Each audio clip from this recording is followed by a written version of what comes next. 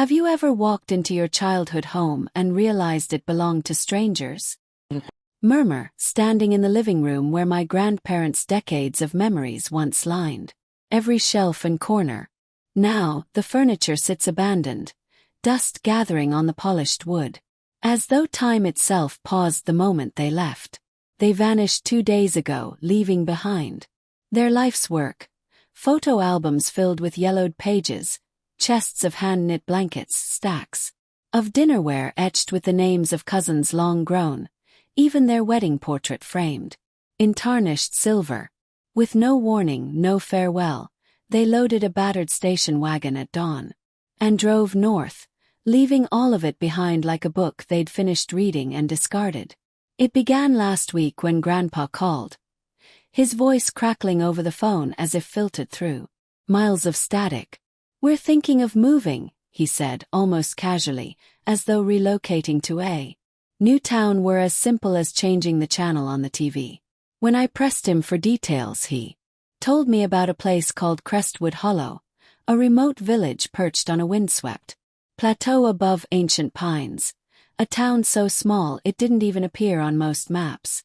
"Fresh start," Grandma chimed in, her tone bright but distant. They spoke of cool mountain air, quiet streets, friendly neighbors. They spoke of promise.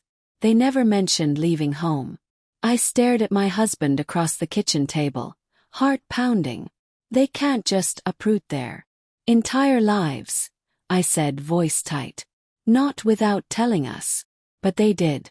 And when I arrived at their house yesterday, mailbox overflowing and lights dark, I realized the door was unlocked, an invitation to treasure and mystery both. Inside, every drawer lay open, recipes scribbled on index cards, stamp collections fanned like a rainbow, letters never sent. A porcelain figurine of a ballerina teetered on the edge of a mantel. It was as though they'd fled in such haste they'd forgotten the meaning of possession itself. I grabbed my camera and started documenting, each image a testament to absence. The guest room held my old quilt folded neatly on the bed, waiting for me to visit. The desk in the study held a half-written letter addressed to the town council of Crestwood Hollow, explaining their intent to volunteer at the local historical society. The pantry shelves were lined with canned peaches and jars of jam, preserved from their last summer of homegrown fruit, each labeled in Grandma's confident script. They would not leave such things behind lightly. That evening, I sat with the binoculars Grandpa always kept by the front window, hoping to catch a glimpse of their return. Instead, I spotted a truck, older, black, with no license plates, cruising slowly down the dirt road. It paused at the edge of the property, idled for a moment, then rolled on. My pulse ratcheted. Why would a mysterious vehicle scout this house? What did Crestwood Hollow offer, or hide, that could pull my grandparents so far from family and routine? Determined for answers, I reached for Grandpa's journal, the one he kept beside his armchair, bound in cracked leather. Inside, the last entry was dated 3 days ago. "Tomorrow we leave. The Hollow calls us. I fear I may never return to this place with the same heart." His words trembled on the page, revealing longing laced with fear. As I read, the wind rattled the windows, and I imagined him watching beyond the pines in that distant town, shadowed by uncertainty. Unable to wait, I packed my bag at dawn and set out for Crestwood Hollow. The drive took me through winding mountain roads that climbed above the clouds, twisting lanes where the guardrails seemed as insubstantial as a promise. My GPS lost signal as I passed the last gas station, and I relied on an old paper map Grandpa once used to navigate these parts. Followed an unpaved path that narrowed until trees arched overhead, filtering sunlight into golden streaks. On the forest floor, the air grew crisp, each breath invigorating, as though I inhaled secrets held by the rocks and trees. Then I saw it, a cluster of weathered clapboard houses, paint peeling, gardens overgrown, all perched on a hillside overlooking a shimmering lake far below. Crestwood Hollow emerged like a relic, quiet, stubborn, as if it resisted modern life. I parked beside an old diner with a neon sign flickering open, its letters crooked from time. Outside, a few residents sipped coffee there, faces lined with age and curiosity. I recognized the sheriff's badge on the oldest man's apron, and realized this was a town where everyone knew each other, and newcomers stood out. I approached cautiously, heart pounding. I introduced myself at the diner's counter. I'm looking for my grandparents, Amelia and Walter Thompson. They just moved here. The waitress, a woman around my age with auburn curls and kind eyes, paused mid-pour. Thompsons, she echoed, voice low. Didn't they leave yesterday? I nodded and her face fell. They didn't come inside. They just drove up to the chapel at the north end and walked in. Haven't seen them since. The chapel. Press. She glanced toward a fog-shrouded building perched atop a hill. Old St. Agnes, she said. Folks say it's been shuttered for years. But they went in as if they belonged. My stomach churned. Why a chapel? And why a closed one? I left my car with the waitress and made my way toward St. Agnes, its steeple silhouetted against a sky streaked with clouds. The path was lined with wildflowers, bluebells and daisies, greeting me like silent guardians. I climbed until I stood before the heavy wooden doors, their paint faded to a pale gray. My hand trembled as I pushed them open. Inside, shafts of light-pierced stained glass, illuminating pews thick with dust. The air smelled of cedar and neglect, of prayers left unsaid. At the altar, I found a pleading note scrawled on yellowed paper. We sought solace. We sought answers. Please understand. Below, Grandma's elegant script trailed off as though she'd been interrupted. I slid to the floor, tears stinging my eyes.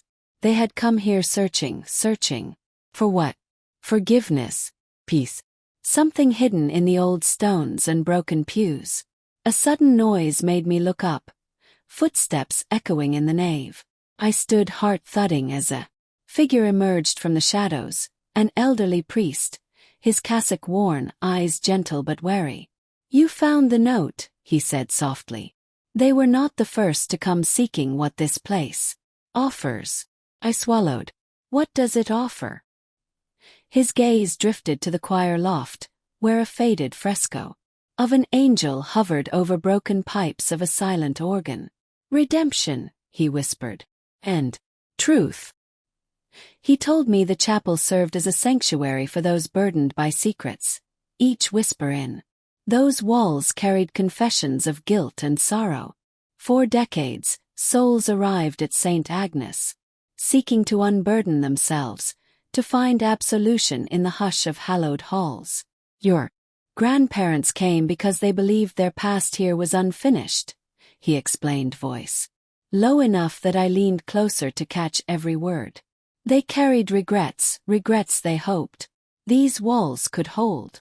I thought of Grandpa's last journal entry, his heart unmoored by memories of mistakes, and I thought of Grandma's gentle smile, hiding unspoken grief, and I understood they didn't simply move.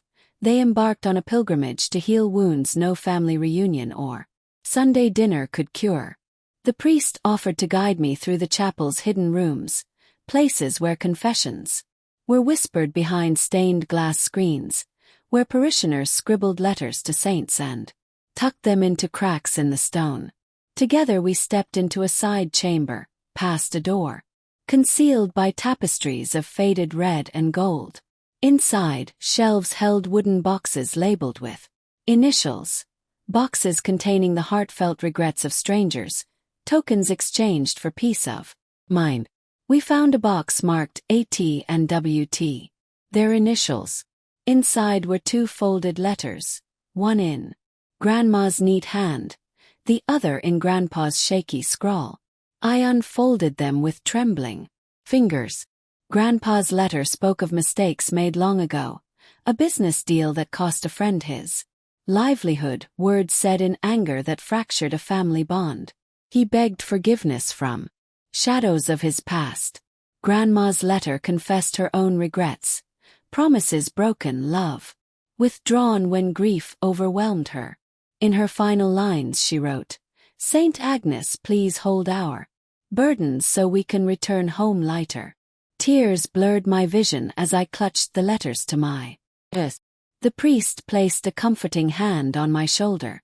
"They will place these in the box of healing tonight," he said.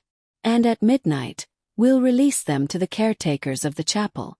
Then your grandparents will be free." I rose, heart heavy yet hopeful. I realized my journey was not just about finding them, it was about understanding why they left everything behind. They sought sanctuary in a town that offered more than distance. It offered a chance to unburden their souls. As I stepped out into the waning afternoon light, I felt the weight of their choices settle into something softer, like a stone polished by water. I tucked their letters into my pocket, determined to stay until midnight's ritual. Because when we let go of what binds us, we make room for what sets us free. And tomorrow, when they emerge from St. Agnes, I will be there to welcome them home, not just to their old house, but to a future unshadowed by regret. I stayed by the chapel door until the moon hung high above Crestwood Hollow, its silver light filtering through the stained glass like blessings. My hands trembled as I clutched Grandpa and Grandma's letters, now folded into neat squares. The townspeople gathered in hushed clusters, farmers, teachers, shopkeepers, each clutching their own regrets in wooden boxes. At midnight, the old priest raised his arms and began the ancient chant, his voice echoing off the vaulted ceiling, weaving through the silent pews. A hush fell over the assembled crowd as one by one they placed their boxes into the central stone basin, whispering farewells to old mistakes. A bitter argument left unresolved, a promise broken in youth, a love never fully expressed. When it came time, I stepped forward and laid our box atop the others. My knees shook and I thought I might buckle under the weight of my family's sorrows. But Grandma had written, "We seek solace here so we can love again without fear." I closed my eyes and spoke into the stillness. "Angels of St. Agnes, carry these burdens far from us. Show my grandparents they are forgiven and free." As I spoke, a warm breeze swirled through the chapel, stirring the petals of wildflowers along the aisle and lifting the edges of each confession box as though angels themselves were carrying them upward.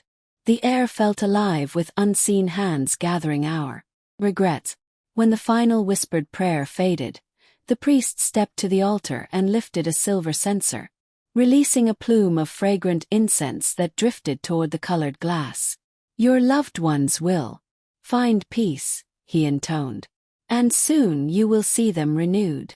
I felt tears slip down my cheeks, not of sorrow now, but of hope that glowed brighter than the moon shining through the rose window.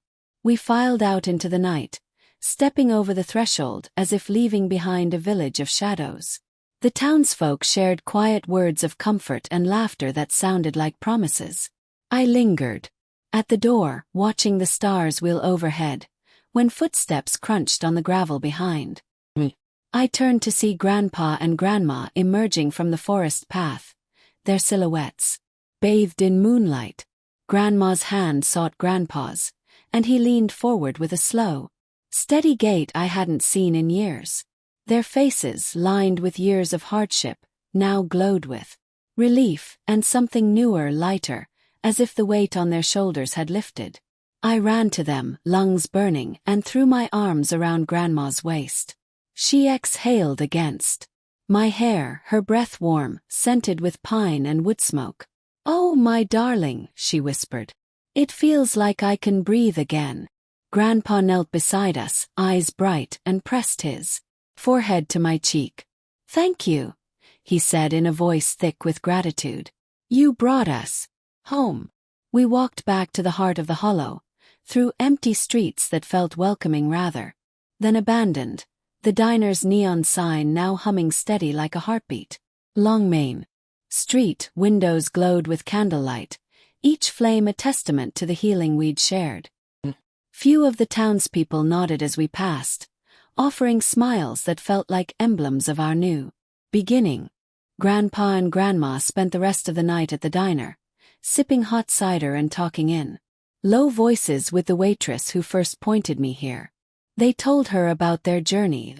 6-hour drive in the old station wagon, the hush that fell over their hearts as they neared St. Agnes, the moment they realized they carried more regret than courage.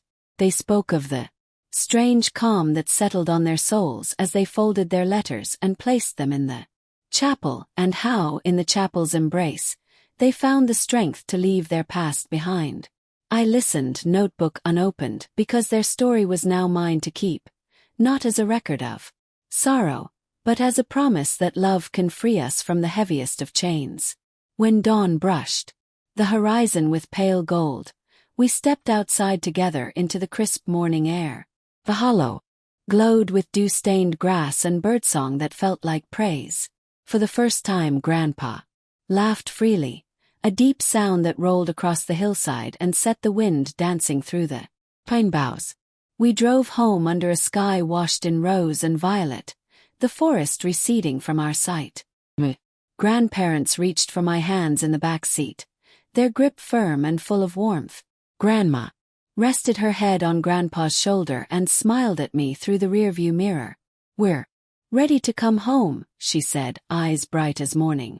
When we pulled into their driveway, every window of their old house seemed to beam welcome. The jasmine by the porch smelled sweeter than ever, and the wooden bench where they once sat in the evenings looked eager for company. We carried their boxes back inside and set them gently on the kitchen table, empty now, save for the promise of new memories. Grandma wiped a single tear from her cheek and placed a framed photograph of St. Agnes on the mantel, the chapel's stained glass glowing softly in the moonlight, forever reminding us that some journeys take us far only to bring us closer to home. That afternoon the whole family gathered, my parents, cousins, and neighbors laughing in the sunshine as they dusted shelves and unpacked boxes. We sang as we hung photos, polished silver, and brewed pots of tea in Grandma's favorite cup. Grandpa, standing in the doorway, watched us with a smile that reached his eyes. He crossed his arms and said, "We'll never forget what we carried here," pointing to the mantel, "but we'll never carry it again."